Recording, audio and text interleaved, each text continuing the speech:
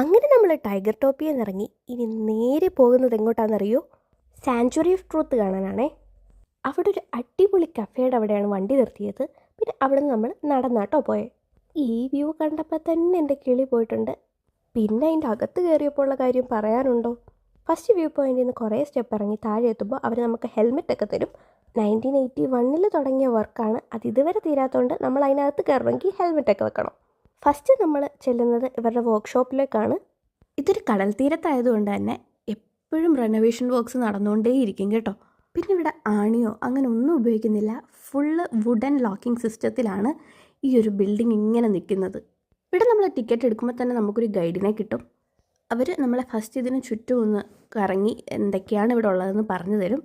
തായ്, Cambodian, Chinese, Indian ഇങ്ങനെ വരുന്ന കുറേ കൾച്ചേഴ്സിൻ്റെ ഒരു മിക്സാണ് നമ്മൾ ഈ കാണുന്ന കൊട്ടാരം. ഇവിടെ രാമായണത്തിൻ്റെ വരെ കൊത്തുപണികളുണ്ട്. പിന്നെ ഇതവിടുത്തെ ലിഫ്റ്റാണ്. ഇതാണ് ഇവിടുത്തെ ഷ്രൈനിൻ്റെ ഏരിയ.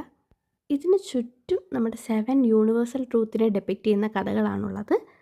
നിങ്ങൾ എന്തായാലും പട്ടായ പോകുന്നുണ്ടെങ്കിൽ മസ്റ്റ് വിസിറ്റ് സ്പോട്ടായിട്ട് ഞാൻ പറയൂ. അത്രയ്ക്ക് അടിപൊളി സ്ഥലമായിരുന്നേ. പിന്നെ അവിടെ നല്ല ചൂടായതുകൊണ്ട് നമ്മൾ നേരെ ഇറങ്ങി ഒരു റൊസെല്ല ഡ്രിങ്ക് ഒക്കെ മേടിച്ചിട്ട് നമ്മൾ പോയേ.